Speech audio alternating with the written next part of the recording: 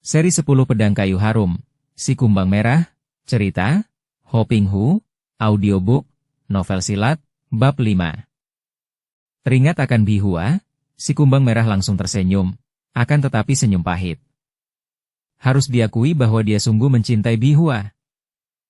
Hanya kebencian terhadap wanitalah yang membuat dia memaksa dirinya meninggalkan wanita itu, biarpun sesudah dia pergi hatinya dipenuhi kerinduan selama berbulan-bulan. Semua itu telah berlalu. Dia mencela diri sendiri dan mengusir bayangan Bihua yang cantik. Tidak perlu memikirkan satu dua orang wanita karena banyak sekali yang sudah menjadi korbannya, akan tetapi dia tidak merasa menyesal. Dia pun tahu bahwa di antara banyak wanita yang ditinggalkannya dalam keadaan hidup, apalagi yang pernah menarik hatinya sehingga dia telah menggauli korban itu beberapa kali, kemungkinan besar ada pula yang mengandung anak keturunannya. Akan tetapi dia tidak peduli. Takkan ada orang yang mengenal wajahku, pikirnya sambil mengusap wajah aslinya yang halus dan tampan. Dia selalu menyamar setiap kali menundukkan seorang wanita, setiap kali terjun ke tempat ramai.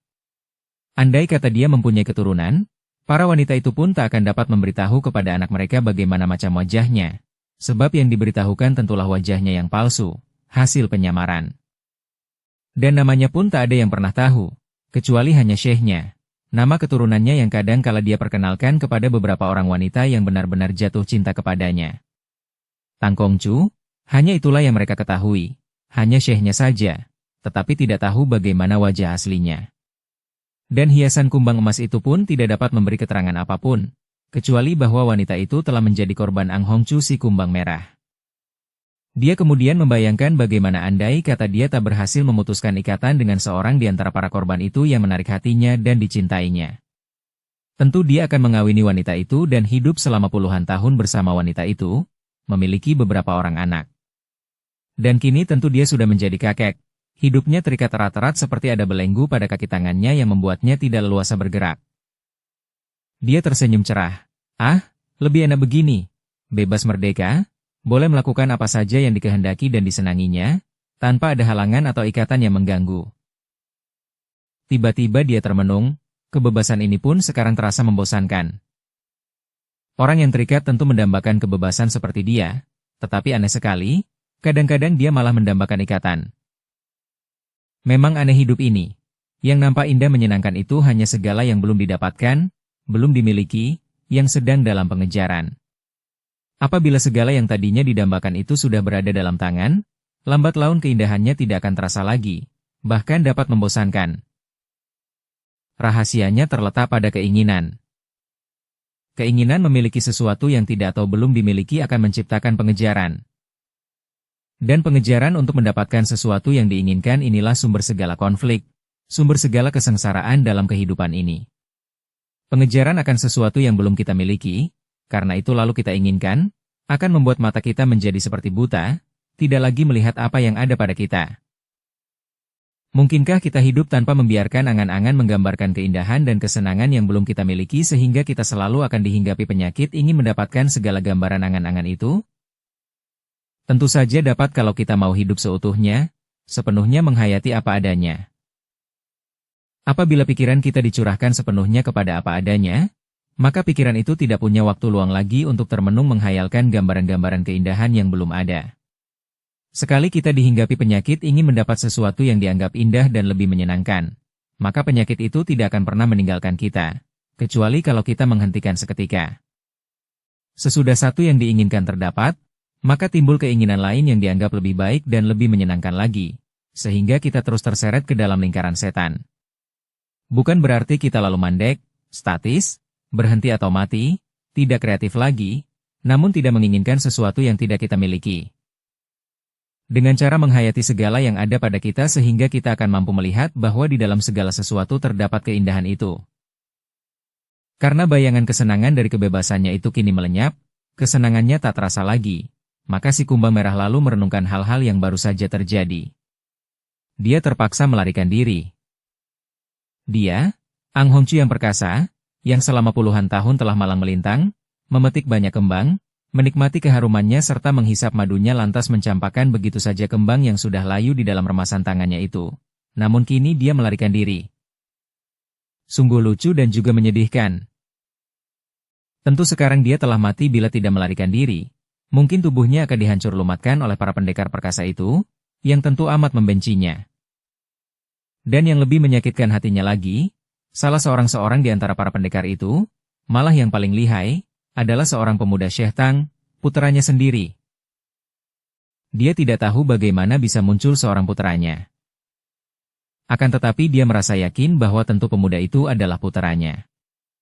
Hal itu terbukti dari 3 hal. Pertama, pemuda itu memiliki sebuah perhiasan kumbang emas. Kedua, pemuda itu Syekh Tang. Yang ketiga, dan hal ini amat meyakinkan hatinya, pemuda itu memiliki wajah yang mirip sekali dengan wajahnya pada waktu muda.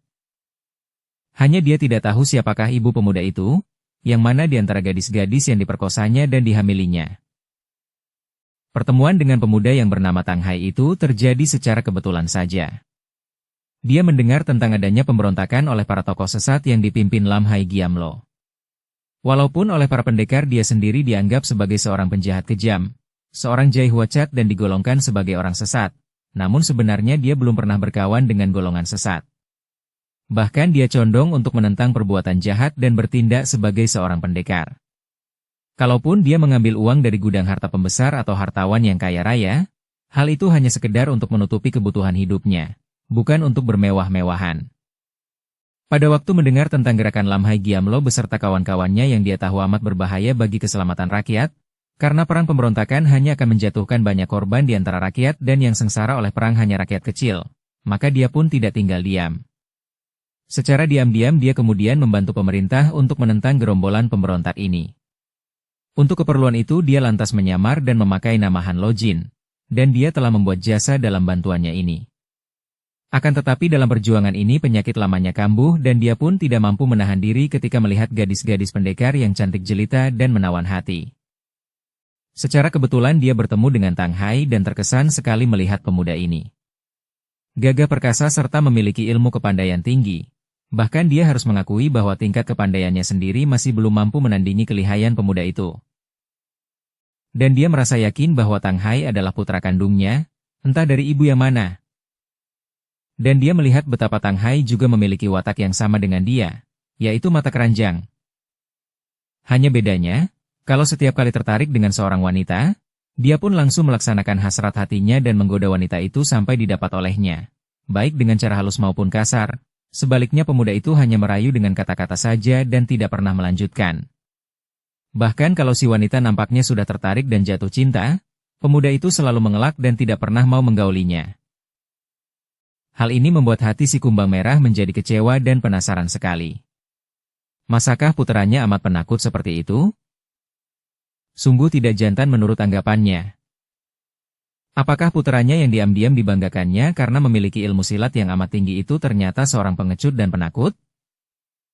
Ataukah dia mempunyai kelainan sehingga tidak mampu menggauli wanita? Dia melihat betapa 2 orang gadis pendekar yang sangat cantik dan juga gagah perkasa diam-diam jatuh cinta kepada Tang Hai. Namun meskipun selalu bersikap manis bahkan sering mengeluarkan kata-kata yang merayu dan sangat pandai menjatuhkan hati setiap wanita, agaknya pemuda itu menganggap mereka sebagai sahabat biasa saja dan tidak mau melangkah yang lebih jauh. Ketika dia menduga bahwa Tang Hai dikekang oleh perasaan tata susila, hati si kumbang merah bagaikan tertusuk dan terasa nyeri. Mereka yang memberi nasihat agar pria selalu menghormati wanita, memperlakukan wanita dengan sopan, agaknya belum tahu betapa jahatnya hati perempuan, demikian pikirnya. Rasa kecewa dan penasaran ini membuat Ang Hongchu bertindak lebih jauh lagi. Dengan sengaja dia memperkosa kedua orang pendekar wanita itu, dan sengaja melakukannya di tempat gelap. Ia pun menanggalkan penyamarannya sehingga wajahnya halus dan kedua orang gadis pendekar itu menduga bahwa pelaku pemerkosaan itu adalah Tang Hai. Biar tahu rasa, pikirnya, putraku yang tolol itu harus kuajari dan kuberi contoh. Tentu saja terjadi geger. 2 orang pendekar wanita itu bukan orang-orang sembarangan. Yang seorang bernama Pek Eng, usianya 17 tahun dan dia adalah puteri dari ketua Pek Simpang, perkumpulan yang amat terkenal. Bahkan kakak dari gadis bernama Pek Eng itu adalah seorang pendekar yang amat sakti pula, bernama Pek Han Siong dan pada waktu kecilnya amat terkenal dengan sebutan Sintong, anak ajaib, yang dijadikan rebutan oleh para tokoh Kang Ou. Adapun gadis kedua yang diperkosa oleh Ang Hongchu adalah seorang pendekar wanita berusia 17 tahun lebih bernama Chia Ling. Dan pendekar wanita yang kedua ini adalah cucu buyut pendekar lembah naga, juga masih keluarga dari Qin Ling Pai. Sesudah menyadari bahwa perbuatannya itu akan merupakan ancaman maut bagi Tang Hai, diam-diam Ang Hongchu merasa menyesal. Semua pendekar sakti memusuhi Tang Hai yang disangka pelaku pemerkosaan itu dan betapapun lihainya pemuda itu, mana mungkin kuat menghadapi para pendekar yang sakti itu? Karena itu dia pun lalu sengaja meninggalkan tanda hiasan kumbang merah dari emas, sebagai tanda bahwa pemerkosa kedua orang pendekar itu adalah Ang Hongchu, bukan Tang Hai. Akan tetapi dia sendiri harus cepat-cepat melarikan diri setelah melakukan pengakuan ini. Kalau dia tidak lari dan dia tertangkap sebagai penyamaran Ang Hongchu, maka dia bisa mati konyol.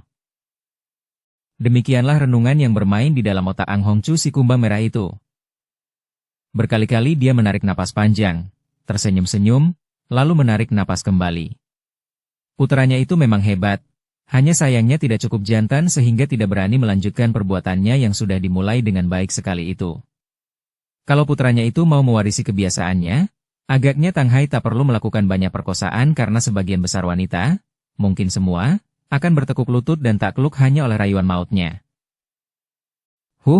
Engkau lihai akan tetapi tolol. Memalukan aku yang menjadi ayahmu. Akhirnya dia menyumpah-nyumpah dan bangkit berdiri. Wajahnya sudah cerah kembali karena semua kenangan tadi sudah diusirnya. Dia harus mengakui bahwa semua petualangan itu akhirnya membosankannya. Semua wanita itu, yang merengek minta disayang atau merengek karena diperkosanya, akhirnya sama saja baginya, hanya mendatangkan kemuakan saja. Kalau dulu dia merasakan kenikmatan dan kesenangan yang besar, bukan hanya karena kesenangan menikmati tubuh para wanita itu, akan tetapi juga menikmati perasaan balas dendam terhadap perempuan pada umumnya. Kini dia tidak lagi merasakan kenikmatan dan kesenangan itu. Dia bahkan merasa muak. Kadang-kadang dia merasa sama dengan binatang jantan yang memaksakan kehendaknya terhadap binatang betina hingga terjadi pemaksaan untuk pelampiasan nafsu. Sekarang aku sudah tua, pikirnya menghitung-hitung usianya. Jika petualanganku terus kulanjutkan seperti yang sudah, apa akan jadinya dengan hari akhirku? Dia melihat masa depannya suram. Sudah cukup dia membalaskan sakit hatinya kepada perempuan, dan kini sisa hidupnya harus diisi dengan perbuatan yang berguna, misalnya mencari kedudukan agar kelak meninggalkan nama besar. Bukankah mendiang ayahnya juga bukan orang sembarangan, melainkan seorang bangsawan tinggi?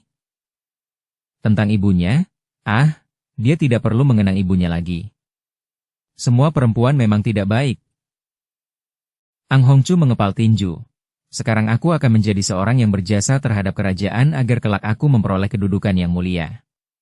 Dengan demikian hari tuaku akan terjamin, sebagai seorang terhormat dan mulia, bukan sebagai seorang Jai Huacat yang dikutuk oleh semua orang. Dengan pikiran ini wajahnya menjadi cerah sekali dan kini dia pun melangkahkan kakinya dengan tegap menuruni bukit. Tujuannya adalah kota raja, dari mana dia berasal. Dan kini dia tidak perlu menyamar lagi. Dia adalah Tang Bun An, seorang yang terhormat. Tidak ada hubungannya dengan Ang Hongchu lagi. Kumbang merah, maafkan saja, untuk sementara ini atau mungkin selamanya namamu akan kupendam. Kumbang merah telah lenyap dan muncullah riwayat baru. Hahaha. Apabila pada waktu itu ada orang yang kebetulan melihatnya, tentu menganggap bahwa yang sedang melangkah dengan tegap itu adalah seorang pria setengah tua yang tampan berwibawa, berwajah simpatik, ramah dengan mulut selalu tersenyum, sepasang matanya bersinar-sinar, pakaiannya rapi dan bersih dengan potongan seperti seorang sastrawan, seorang yang penampilannya mengesankan dan mendatangkan rasa suka di dalam hati orang lain. Dukung channel Novel Silat dengan subscribe, follow, like, komen dan share. Petualangan tokoh-tokoh sesat dunia Kang Ou yang melakukan pemberontakan dengan dipimpin oleh mendiang Lam Hai Giamlo, melibatkan banyak sekali tokoh sesat. Karena itu para pendekar pun turun tangan membantu pemerintah sehingga pemberontakan itu dapat dihancurkan sebelum menjadi-jadi. Banyak sekali tokoh sesat yang akhirnya tewas di dalam pertempuran bebas antara para pemberontak dan pasukan pemerintah, juga antara tokoh-tokoh sesat dan para pendekar. Lam Hai Giamlo sendiri yang menjadi pemimpin bersama Kulana, seorang bangsawan dan pelarian Birma yang sakti, juga tewas dalam pertempuran itu. Hampir semua tokoh sesat yang membantu gerombolan pemberontak itu tewas, kecuali beberapa orang saja. Di antara para tokoh pimpinan, semua tewas kecuali 2 orang yang termasuk pimpinan penting. Yang seorang adalah Sim Ki Leong, seorang pemuda berusia sekitar 22 tahun yang amat lihai karena dia ini adalah murid dari pendekar sadis dan istrinya di Pulau Teratai Merah. Murid ini sebenarnya adalah putra bekas musuh yang datang menyelundup dan berhasil menjadi murid pendekar sadis. Setelah memiliki kepandaian tinggi, dia kemudian minggat dari Pulau Teratai Merah dan bergabung dengan para pemberontak. Dalam pertempuran itu dia nyaris tewas pula kalau tidak cepat melarikan diri. Adapun tokoh kedua yang bernama Ji Sun Bu adalah seorang wanita cantik jelita berusia 30 tahun, yaitu seorang wanita cabul berkepandaian tinggi yang berjuluk Toksi Molly, iblis betina berhati racun. Ketika bertempur sebagai tokoh sesat yang membantu pemberontakan, wanita ini terjatuh ke dalam jurang dan sesudah itu tidak ada yang tahu bagaimana nasibnya. Namun melihat betapa jurang itu amat curam, semua orang mengira bahwa tentu iblis betina ini pun telah tewas pula. Dalam pertempuran yang mati-matian itu, di pihak para pendekar banyak pula yang roboh dan tewas. Akan tetapi para pendekar yang terpenting berhasil keluar dengan selamat. Di antara para pendekar yang kemudian pulang ke tempat tinggalnya masing-masing adalah Chia Kui Hong. Dia seorang gadis yang kini sudah berusia 19 tahun. Wajahnya manis sekali, dengan bibir yang penuh gairah. Hidungnya kecil mancung dan ujungnya, yaitu cupingnya dapat bergerak-gerak lucu. Sepasang matanya tajam berkilat, kadang-kadang lembut dan jenaka. Sikapnya selalu manis dan jenaka, namun berandalan dan gagah perkasa. Muka yang bulat telur dengan dagu runcing itu memang manis bukan main. Sepasang pedang yang tergantung pada punggungnya mendatangkan kesan gagah dan berwibawa. Dia bukan seorang gadis biasa, walaupun manis sekali hingga menggetarkan jantung setiap pria yang memandangnya. Dia adalah puteri dari ketua Qin Ling Pai. Ini saja sudah dapat menjadi bahan perkiraan bahwa tentu dia telah memiliki ilmu silat yang amat hebat, warisan dari ayah ibunya. Lebih hebat lagi, ibunya adalah putri pendekar sadis dari Pulau Teratai Merah. Selain telah mewarisi ilmu dari ibunya, darah ini juga pernah digembleng langsung oleh kakek dan neneknya, sepasang suami istri sakti di Pulau Teratai Merah. Maka dapat dibayangkan betapa lihainya Chia Kui Hong, gadis manis itu. Ketika terjadi pertempuran antara para tokoh sesat yang membantu pemberontakan dan para pendekar yang membantu pemerintah, Chia Kui Hong juga ikut berperan. Bahkan dia merupakan seorang di antara tokoh-tokoh penting. Setelah pertempuran selesai, gadis ini pun segera berpisah dari para pendekar lainnya dan dia langsung pulang ke Qin Ling Pai, yaitu perkumpulan yang diketuai oleh ayahnya di pegunungan Qinglin Shan. Qin Ling Pai adalah sebuah di antara perkumpulan-perkumpulan atau perguruan silat yang terbesar pada waktu itu. Banyak pendekar besar gagah perkasa dan budiman datang dari Qin Ling Pai sebagai murid perguruan ini. Perguruan ini sangat terkenal karena memang murid-muridnya pilihan, dan perkumpulan itu memegang teguh peraturan, berdisiplin dan keras terhadap murid-muridnya sehingga di dunia persilatan sudah terkenal sekali bahwa Qin Ling Pai adalah tempat orang-orang gagah. Ketika Kui Hong meninggalkan Qin Ling Pai untuk membantu pemerintah membasmi kaum pemberontak, terjadilah hal-hal yang hebat dalam keluarga ayahnya. Ayahnya, yaitu Chia Huisong yang menjadi ketua Qin Ling Pai, hanya mempunyai seorang anak saja, yaitu dia seorang. Hal ini membuat kakeknya, yaitu Chia Kong Liang merasa tidak puas. Kakek ini menginginkan seorang cucu laki-laki, seorang keturunan yang dapat melanjutkan silsilah keluarga Chia. Karena itu kakek ini memaksa putranya untuk menikah lagi supaya dapat memperoleh keturunan laki-laki. Hal ini menimbulkan masalah besar dalam keluarga Chia.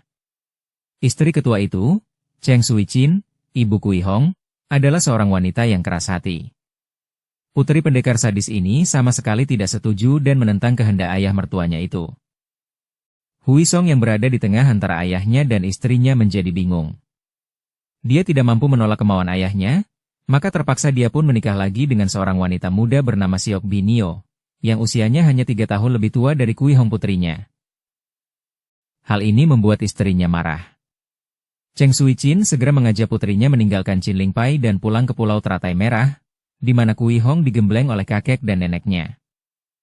Ternyata benar saja, pernikahan antara Chia Huisong dan istrinya yang muda itu telah menghasilkan seorang anak laki-laki yang diberi nama Chia Kuibu.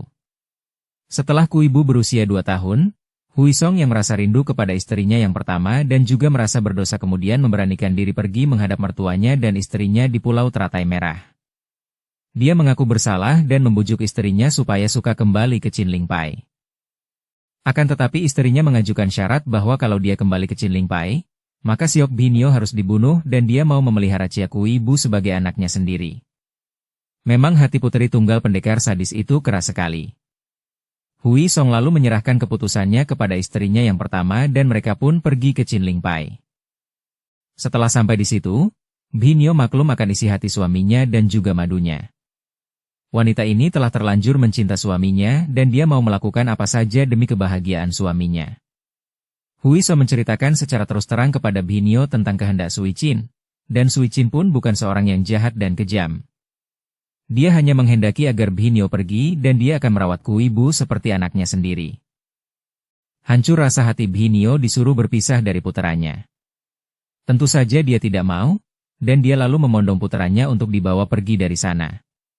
Pada saat itu, Chia Kong Liang, ayah Sui Hong, merampas cucunya dari tangan ibunya, melarang Binio membawa pergi Kui Bu.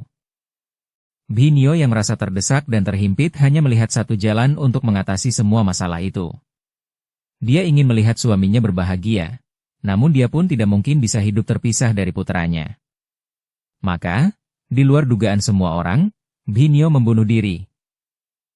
Peristiwa ini menghancurkan hati keluarga itu, semua orang merasa berdosa terhadap Binio. Chia Kong Liang kemudian mengurung diri di dalam kamar semedi dan tak mau lagi mencampuri urusan dunia. Seolah-olah kakek ini hendak menghukum dirinya dan hendak menghabiskan waktunya untuk minta ampun kepada Tuhan. Chia Hui Song yang merasa berdosa terhadap istri mudanya dan menyadari betapa besar cinta kasih Binio kepadanya, juga lalu membuat pondok kecil di dekat makam Binio dan menjaga makam itu sambil bertapa. Kini di perguruan itu tinggal Sui Qin sendiri yang juga merasa amat menyesal. Untuk menebus perasaan bersalah, dia merawat Kui Bu dengan penuh kasih sayang seperti merawat putranya sendiri. Kini Qin Ling Pai menjadi pincang. Para murid menjadi bingung sebab mereka seolah-olah kehilangan pimpinan, kehilangan guru dan ketuanya. Ketua lama, Chia Kong Liang, selalu mengurung diri dalam kamar dan tidak mau mencampuri segala urusan. Ketua baru, Chia Hui Song, juga acuh dan tidak pernah mau meninggalkan makam istri mudanya. Masih untung bahwa Cheng Sui Qin cukup berwibawa dan lihai sehingga para murid dan anggota Qin Ling Pai masih segan terhadapnya sehingga mereka itu masih dapat dikendalikan oleh nyonya ketua itu. Dalam keadaan seperti itulah Qin Ling Pai menyambut pulangnya Chia Kui Hong yang baru saja datang dari petualangannya membantu pemerintah membasmi kaum pemberontak. Dapatlah dibayangkan betapa kagetnya Kui Hong, apalagi ketika ibunya menyambutnya dengan rangkulan lantas ibunya menangis terseduh-seduh tanpa mengeluarkan sepatah pun kata. Gadis ini sama sekali tidak pernah menduga bahwa dia akan berjumpa dengan ibunya di Qin Ling Pai. Pada saat dia pergi ibunya masih ada di Pulau Teratai Merah, tempat tinggal kakek dan neneknya. Dia tidak tahu bahwa ayahnya sudah berkunjung ke pulau itu dan berhasil membujuk Cheng Sui Qin, ibunya, pulang ke Qin Ling Pai. Hal ini tentu saja akan menggirangkan hatinya kalau tidak melihat ibunya menyambutnya dengan rangkulan dan tangisan. Padahal dia mengenal betul siapa ibunya. Seorang wanita yang keras hati, sangat tabah dan biasanya pantang memperlihatkan kedukaan hatinya. Bahkan hampir tidak pernah dia melihat ibunya menangis. Sungguh seorang pendekar wanita sejati. Akan tetapi sekarang ibunya menyambutnya dengan rangkulan dan menangis terseduh-seduh di atas pundaknya. Ibu, ada apakah? Kenapa ibu menangis? Di mana ayah dan Kongkong? Dia tentu saja menduga hal-hal buruk yang mungkin menimpa diri ayahnya atau kakeknya. Cheng Sui Qin tidak lama menangis. Dia segera dapat menguasai dirinya dan kini ibu serta anaknya itu saling pandang. Kui Hong melihat bahwa terjadi perubahan pada ibunya. Kini ibunya agak kurus dan matanya sayu. Sebaliknya Sui Qin merasa gembira sekali melihat keadaan putrinya yang bukan saja pulang dalam keadaan selamat, namun juga nampak sehat dan gagah perkasa, semakin cantik pula. Mari kita berbicara di dalam, kata ibu ini sambil menggandeng tangan puterinya. Mereka masuk ke dalam dan kembali Kui Hong merasa heran karena rumah itu kelihatan sunyi sekali. Hanya ada beberapa orang pelayan yang menyambutnya dengan pemberian hormat. Tidak nampak istri muda ayahnya. Tidak nampak pula murid Qin Ling Pai. Pada saat dia tadi memasuki pintu gerbang Qin Ling Pai, dia telah melihat perubahan yang amat mencurigakan. Para murid nampaknya bermalas-malasan menyambutnya, padahal mereka sudah tahu akan kedatangannya. Dan dahulu Kui Hong amat disayang oleh para murid Chin Ling Pai, tapi sekarang mereka hanya menyambutnya dengan sikap dingin saja dan hanya beberapa orang yang nampak gembira. Ketika Sui Chin mengajak Kui Hong masuk ke dalam kamar, gadis ini melihat seorang anak laki-laki berusia kurang lebih 3 tahun sedang diajak bermain-main oleh seorang wanita pengasuh. Begitu melihat Sui Chin, anak itu segera merentangkan kedua lengannya dan memanggil dengan suara nyaring. Ibu, ibu. Sui Chin mengangkat anak itu, menciuminya beberapa kali lalu menyerahkannya kembali kepada pelayan pengasuh, menyuruh pelayan membawa anak itu bermain-main di luar. Diam-diam Kui Hong merasa heran bukan main. Tak mungkin ibunya kembali mempunyai anak, apalagi sudah sebesar itu karena kepergiannya pun paling lama hanya 1 tahun, sedangkan anak itu sudah berusia 3 tahun. Ibu, siapakah anak itu? Apakah yang telah terjadi? Mana ayah dan Kongkong? Tanya Kui Hong tak sabar lagi setelah pengasuh itu pergi bersama anak asuhannya. Kini nyonya itu sudah tenang kembali. Dia menghela napas beberapa kali, lantas berkata, "Duduklah dengan tenang, anakku, dan dengarkan ceritaku." Mereka duduk berdampingan di atas pembaringan dan berceritalah Cheng Sui Chin kepada putrinya mengenai segala hal yang sudah terjadi. Betapa ayah gadis itu, Chia Hui Song, berkunjung ke Pulau Teratai Merah lalu membujuk dia untuk kembali ke Chin Ling Pai, dan betapa kemudian di Chin Ling Pai, Siok Binio membunuh diri karena tidak ingin berpisah dalam keadaan hidup dari putranya. Aku merasa berdosa, Hong Ji. Kasihan Binio. Sesudah dia tewas barulah aku menyadari betapa besar cintanya terhadap ayahmu. Dia tidak bersalah, dia tidak sengaja merampas ayahmu dariku, tetapi dia juga menjadi korban keadaan dan dia amat mencinta ayahmu. Mungkin lebih besar daripada cintaku. Aku masih mementingkan diri dalam cintaku, akan tetapi, dia rela mengorbankan nyawanya demi kebahagiaan ayahmu. Aku sungguh menyesal sekali. Maka, untuk menebus kesalahanku itu, aku berjanji akan merawat dan mendidik putranya, Chia Kuibu, anak yang kau lihat tadi. Kui Hong yang sejak tadi mendengarkan, kini termangu-mangu. Sungguh hebat apa yang terjadi menimpa keluarga orang tuanya. Ayahmu juga tak bersalah. Dia ingin berbakti kepada orang tuanya dan buktinya, setelah dia menikah lagi dengan Binio, keluarga Chia mendapat seorang keturunan laki-laki. Juga Kongkongmu tak bersalah. Wajarlah kalau dia menjadi cemas melihat betapa kami, ayah ibumu tidak memiliki keturunan laki-laki. Dia berusaha agar putranya suka menikah lagi hanya agar memperoleh keturunan yang akan melanjutkan silsilah keluarga Chia. Tak ada yang bersalah, semua menjadi korban keadaan. Kesalahan kami adalah ketika mendesak dan menyudutkan Binio sehingga dia membunuh diri. Cheng Sui Chin lantas termenung, wajahnya nampak amat muram. Sudahlah, ibu. Segalanya telah terjadi, tidak ada gunanya disesalkan lagi. Lalu, di mana ayah sekarang? Cheng Sui Chin mengerutkan alisnya. Dia pun dihantui penyesalan seperti aku, maka sejak kematian Binio dia jarang sekali di sini.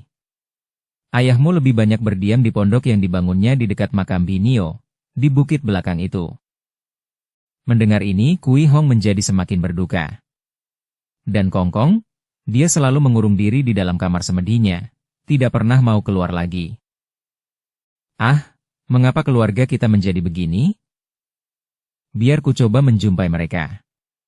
Kui Hong lari meninggalkan kamar ibunya.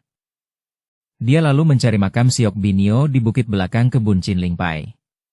Dan benar saja, di makam yang sunyi itu dia menemukan ayahnya sedang duduk bersemadi di dalam sebuah pondok sederhana yang dibangun dekat sebuah makam sederhana. Ayah, Kui Hong menjatuhkan diri berlutut di depan pria itu sambil memegang lututnya, mengguncang-guncangnya. Chia Hui Song adalah seorang pendekar yang sudah berusia 42 tahun. Dulu pada waktu mudanya dia terkenal berwatak lincah gembira, ugal-ugalan dan nyentrik. Ilmu kepandaiannya amat tinggi, sebagai ahli waris ilmu-ilmu keluarga Chin Ling Pai dan pernah pula menjadi murid Siang Koan Lo Jin, satu di antara 8 dewa yang kini telah tiada. Akan tetapi, semenjak dia diharuskan menikah lagi hingga anak istrinya terpaksa pergi meninggalkannya, wataknya telah berubah menjadi amat pendiam. Kini dia lebih berubah lagi. Sinar matanya redup ketika dia membuka mata memandang kepada Kui Hong, dan senyum lemah menghias di bibirnya. Wajahnya juga kurus dan rambutnya kusut, agaknya dia tidak pernah mempersolek diri sama sekali. Kui Hong, engkau datang? Katanya sambil membuka lipatan kedua kakinya, lantas duduk di atas bangku yang terdapat di pondok itu. Duduklah, Kui Hong lalu bangkit dan dia pun mengambil tempat duduk di atas bangku, berhadapan dengan ayahnya. Pria itu pura-pura tidak melihat sinar mata anaknya yang penuh dengan keprihatinan dan tuntutan, lalu bertanya. Bagaimana dengan perjalananmu, Kui Hong? Bagaimana pula dengan pemberontakan yang beritanya santer sampai di sini pula itu? Akan tetapi Kui Hong tidak menjawab pertanyaan ayahnya, dan tak pernah ia melepaskan pandang matanya yang dengan tajam mengamati wajah ayahnya. Kemudian dia berkata, suaranya penuh tuntutan. Ayah, apakah yang terjadi dengan keluarga kita? Dahulu kuanggap bahwa ayah dan ibu adalah dua orang yang paling gagah perkasa di dunia ini. Akan tetapi apa yang kudapat sekarang? Ayah dan ibu hanyalah orang-orang yang lemah dan cengeng. Huisong yang tadinya menunduk kini mengangkat mukanya dan matanya bersinar sekilat ketika memandang kepada puterinya. Kui Hong, apa yang kau katakan ini? Engkau tidak tahu apa yang telah terjadi. Aku tahu semua, ayah. Aku sudah mendengar semua cerita ibu tentang peristiwa yang terjadi pada keluarga kita. Semua itu sudah terjadi. Tidak ada yang bersalah dalam hal ini. Semua terjadi karena keadaan. Perlu apa bersikap lemah dan cengeng, mengurung diri dan menyiksa batin sendiri seperti yang dilakukan ayah dan kakek? Apakah kalau ayah bersikap seperti ini, murung, berduka, menangis, menjaga makam selama hidup, apakah dengan sikap semacam ini lalu segala yang sudah terjadi itu akan berubah? Apakah istri muda ayah yang telah meninggal itu akan hidup kembali? Apakah kesalahan yang bukan berasal dari keluarga kita akan tertebus? Apakah dengan sikap ini ayah mendatangkan kebaikan-kebaikan, baik bagi diri sendiri maupun bagi keluarga kita dan orang lain? Kui Hong, Chia Huisong terkejut bukan main setelah diberondong serangan kata-kata oleh puterinya itu. Dengar dulu, ayah, Kui Hong lanjutkan, setengah membentak dan sekarang gadis itu bangkit berdiri, wajahnya merah dan matanya mencorong. Sikap ayah ini terlampau iba kepada diri sendiri, terlalu lemah sehingga ayah lupa bahwa ayah adalah seorang suami, seorang ayah, bahkan seorang ketua yang masih memiliki banyak tugas dalam hidup ini. Dan ayah meninggalkan semua tugas itu hanya untuk menangisi dan merenungi nasib di depan makam ini. Apakah ayah mengira bahwa istri ayah yang telah meninggal ini, yang menurut ibu amat mencinta ayah, akan girang dan arwahnya akan tentram kalau melihat keadaan ayah seperti ini? Menurut ibu, istri muda ayah itu membunuh diri dan sengaja berkorban demi kebahagiaan ayah. Dan sekarang, apabila dia melihat bahwa ayah justru sama sekali menjadi tidak berbahagia seperti ini, apakah dia tak akan menyesal? Dengan demikian ayah akan semakin menjerumuskan diri ke dalam dosa. Sudah berdosa kepada ibu dan kini berdosa pula kepada istri kedua ayah.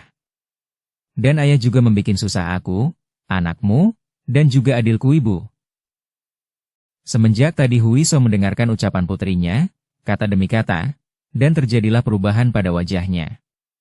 Wajah yang tadinya layu itu sekarang perlahan-lahan berubah kemerahan seperti orang marah, kemudian pucat kembali, dan akhirnya ia menggerakkan kedua tangannya menutupi mukanya. Melihat ada air mata keluar dari celah-celah jari tangan ayahnya, Kui Hong menubruk dan merangkul ayahnya sambil menangis. Ayah, maafkan anakmu, akan tetapi tiba-tiba ayahnya merangkulnya dan memegang pinggangnya dengan kedua tangan. Lantas ayahnya mengerahkan tenaga dan tubuh Kui Hong diangkatnya ke atas. Ketika dengan hati terkejut Kui Hong menunduk untuk melihat wajah ayahnya, dia melihat sebuah wajah yang basah dengan air mata, akan tetapi wajah itu penuh senyum, matanya bersinar-sinar, wajah itu berseri bagaikan setangkai bunga yang tadinya layu namun kini mendapatkan siraman hujan dan hidup kembali, segar kembali. Engkau benar, engkau Kui Hong anakku yang hebat. Engkau benar, betapa tololnya aku. Sungguh, aku telah gagal sebagai suami dan ayah, akan tetapi mulai sekarang akan kurubah semua itu. Dia membawa Kui Hong keluar pondok, menurunkan gadis itu dan dengan gerakan kaki tangannya, pendekar itu lantas menghancurkan pondoknya. Pondok sederhana itu hancur berantakan diterjang kaki tangannya. Hahaha, hancurlah semua bayangan muram. Habislah sudah keluh kesah dan iba diri. Kemudian dia menghampiri Bong Pai, Nisan, makam Siok Binio. Menepuk-nepuk nisan itu kemudian terdengar dia berkata lirih. Binio isteriku, maafkan kelemahanku selama ini. Engkau mengasolah yang tenang, istriku, karena pengorbananmu tak akan sia-sia. Mulai sekarang suamimu hidup berbahagia, dan anak kita Kuibu akan kudidik menjadi seorang manusia yang luhur budi. Dengan kedua mata basah saking gembiranya Kui Hong mengamati semua gerak-gerik ayahnya. Kemudian mereka saling rangkul, dan dengan berangkulan mereka lalu kembali ke rumah induk Chin Ling Pai. Tentu saja Cheng Sui Chin menyambut kedatangan ayah dan anak itu dengan terbelalak. Hampir dia tidak percaya dengan pandangan matanya sendiri. Dia melihat suaminya dan putrinya itu berangkulan dan bergandengan, datang kepadanya dengan sikap demikian gembira, seakan-akan kedua orang itu sedang berpesta. Keduanya jelas habis menangis, bahkan pipi mereka masih basah air mata, pipi yang kemerah-merahan dan berseri-seri, dengan bibir penuh senyum. Ketidakpercayaannya itu lenyap seketika setelah suaminya melepaskan rangkulan pada putrinya, kemudian memeluknya dan di depan Kui Hong, suaminya itu mencium kedua pipinya. Dia meronta dan melepaskan diri. Mukanya berubah merah sekali dan sekarang dia percaya bahwa suaminya beserta putrinya itu agaknya mabok atau gila. Ih, apa-apaan ini? Bentaknya, apakah engkau telah menjadi gila? Hui Song tersenyum, senyum yang amat dikenalnya. Senyum yang dahulu ketika mereka masih sama-sama muda, senyum yang membuat wajah suaminya demikian tampan dan menarik, senyum yang dulu membuat hatinya jatuh cinta kepada Hui Song. Memang aku sudah gila, kita berdua sudah gila, istriku. Namun berkat kehebatan anak kita Kui Hong, mulai hari ini aku sembuh, aku waras. Selama ini kita terlalu membesar-besarkan iba diri, tidak berani melihat kenyataan dan sudah menyia-nyiakan hidup kita. Chin Mai, bukankah kita masih saling memiliki, saling mencinta? Katakanlah di depan anak kita, bukankah engkau masih cinta kepadaku, seperti cintamu dahulu? Jawablah.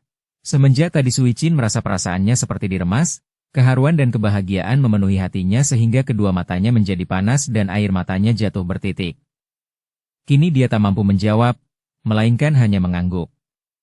Dan bagaikan ditarik besi sembrani, suami istri itu saling berangkulan lagi dan sekarang Sui Chin membalas ciuman suaminya. Ih, ayah dan ibu lupa bahwa aku berada di sini, hik hik hik, dengan nakal Kui Hong berseru. Hui Song dan Sui Chin langsung menghentikan ciuman dan dengan muka merah mereka memandang putri mereka. Seketika mereka pun sadar akan kekeliruan masing-masing.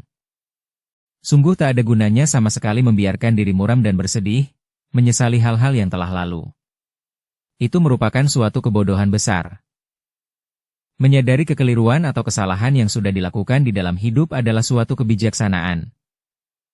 Waspada akan diri sendiri sehingga setiap waktu dapat melihat kesalahan diri sendiri, kelemahan serta keburukan diri sendiri, adalah kebijaksanaan yang mutlak perlu kita miliki. Akan tetapi kesadaran ini membuat gerakan spontan, sekaligus dalam kesadaran ini lalu dibarengi tindakan menghentikan kesalahan atau kekeliruan itu. Bukan lantas menyesali dan membenamkan diri ke dalam duka. Sikap seperti itu sungguh tak ada gunanya, tidak ada artinya sama sekali. Baik bagi diri sendiri maupun bagi orang lain, bagi seluruh isi alam maya pada maupun penciptanya, yaitu Sang Maha Pencipta. Ih, anak bengal, kau seperti anak kecil saja mau menggoda orang tua, kata Sui Chin dengan kedua pipi kemerahan. Wanita ini terlihat cantik sekali dan kini tanpa disadarinya, kedua tangannya merapikan rambut kepalanya. Wah, ibu cantik sekali jika sedang begini. Lihat, ayah, bukankah ibu cantik sekali? Dan ayah harap berganti pakaian yang baik, mencukur kumis itu dan mencuci rambut ayah. Hui Song tersenyum, maklum akan godaan puterinya. Sudahlah, anakku, engkau berjasa besar bagi kehidupan ayah ibumu. Sekarang ceritakan semua pengalamanmu. Bersambung ke bab 6. Dukung kami dengan subscribe, follow, like, komen dan share. Terima kasih.